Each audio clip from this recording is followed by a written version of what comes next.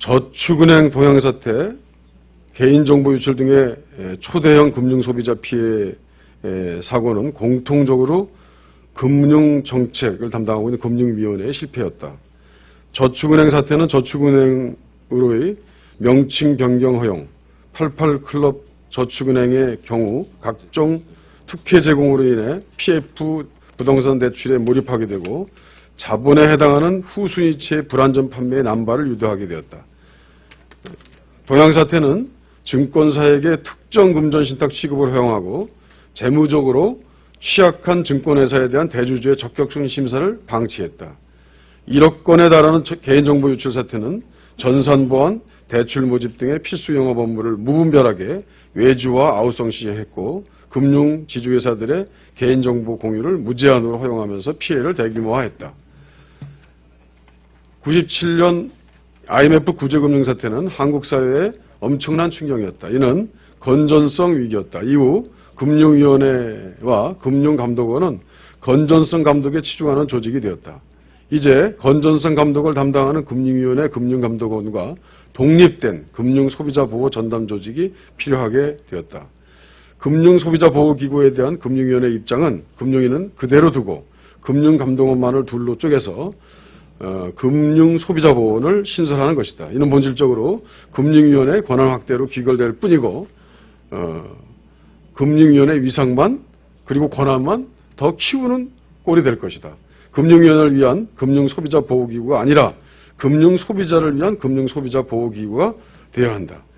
금융소비자보호원이 제대로 역할을 하기 위해서는 금융소비자위원회의 설립이 반드시 필요하다. 금융소비자위원회는 금융위로부터 독립된 별도의 전담 조직이어야 한다. 근본적으로 금융산업정책의 총괄부처와 금융감독기구의 완전한 분리가 가장 중요하다. 이는 정부조직법의 개정도 필요로 하게 된다. 그러나 금융위원회로부터 독립된 금융소비자위원회의 설립은 정부조직법의 개정 없이도 현재로서 가능하다. 금융위원회 설치법의 개정만으로도 가능한 것이다. 금융설치법의 올바른 개정에 입각한 제대로 된 거버넌스가 될 때 금융소비자보호법도 제대로 작동될 수 있다. 이 내용입니다. 이 내용에 대해서 설명하시고 좀 보충 보완 설명 올리겠습니다.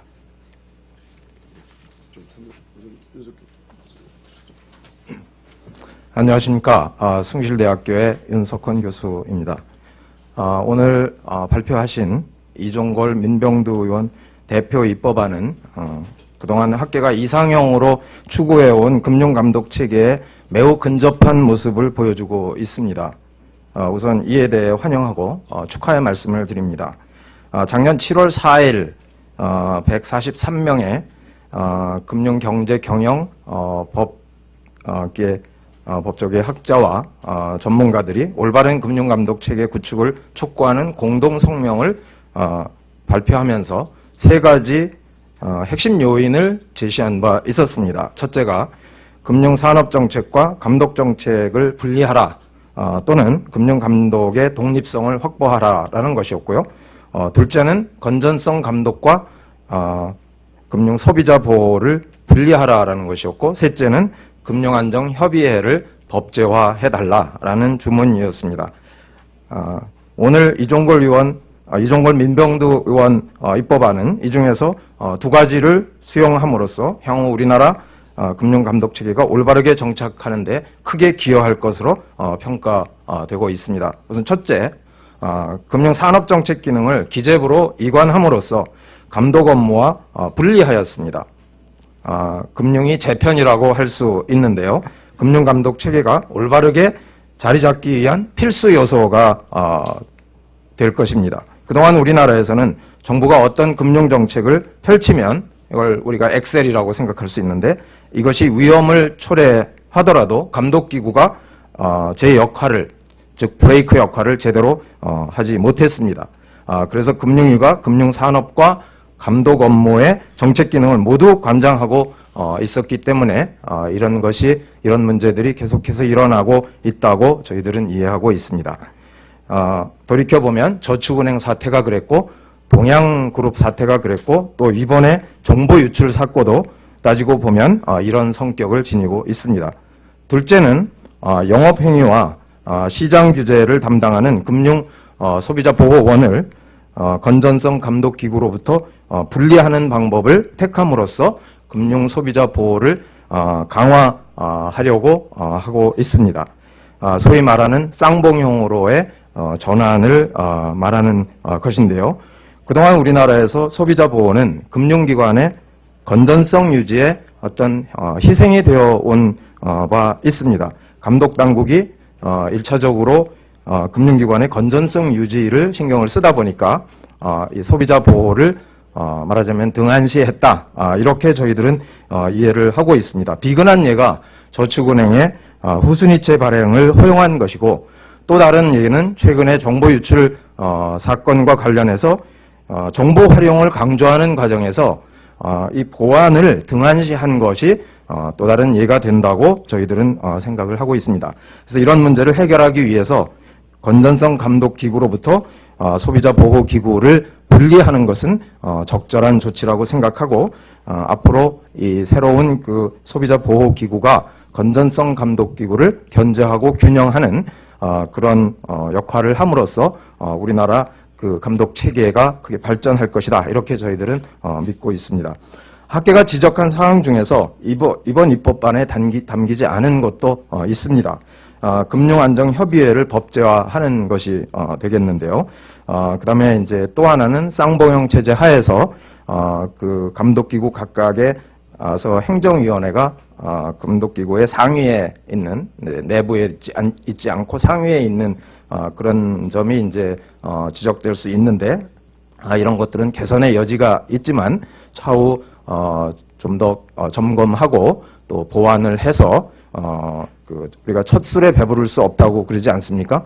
그래서 오늘 그 두 분 의원님들께서 발제하신 내용이 입법안이 이 앞으로 금융 감독 체계가 올바르게 정착되는데 어떤 하나의 중요한 출발점이 될 것이다. 이렇게 생각을 하고 있습니다. 감사합니다.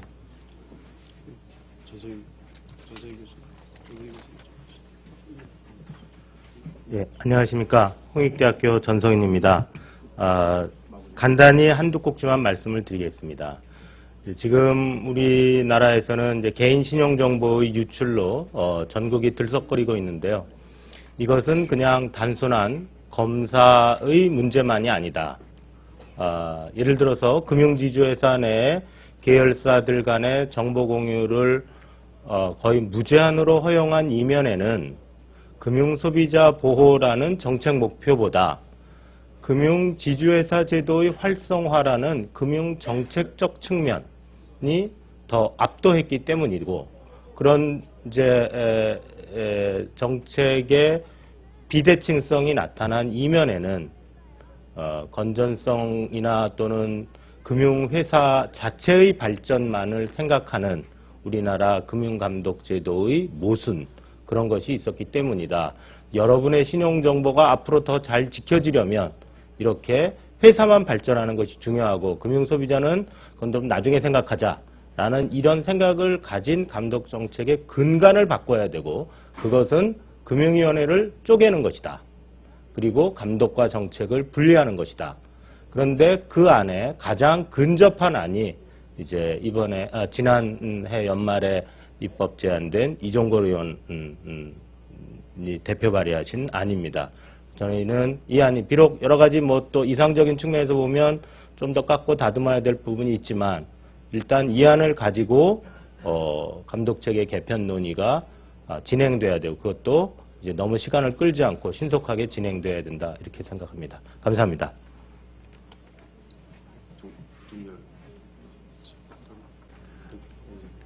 네, 시민단체의 입장에서 과거에 한 3년 정도 그 학계와 업계 그리고 금융소비자 등 각계각층의 의견을 종합한 결과 그동안 우리나라에서 발생한 금융사고의 대부분은 정책 실패의 문제였다라는 점에 의견이 일치가 되었습니다. 그리고 금융시장은 정부에서 항상 제시한 바와 같은 시장 경제가 살아서 움직이는 곳이 아니고 공급자인 금융기관의 논리, 금융기관의 이익이 항상 산업계 전체를 지배했고 금융시장의 가장 중요한 역할을 하는 금융소비자의 기능이나 지위가 몰각되었거나 온전히 시혜의 대상으로 인식되었던 측면이 많은 것으로 그렇게 이해가 되었습니다. 그래서 시민과 학계에서는 그동안 오랜 기간 동안 각계각층의 전문가의 의견을 종합해서 학자들 140여 분의 의견을 집약한 안을 만들었고 그 안에 상당수가 지금 두 분 의원께서 발의하신 내용에 들어가 있습니다. 가장 이상적인 안이라고 할 수는 없으나 적어도 현재의 시점에서는 이 정도 입법이 진행이 되어야 금융 소비자나 시장에서 공급자가 아닌 수요자의 독자적인 위치 또는 독자적인 주권이 확보된다고 생각합니다.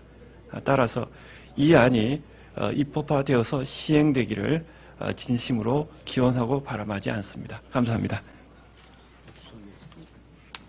예, 백주선입니다.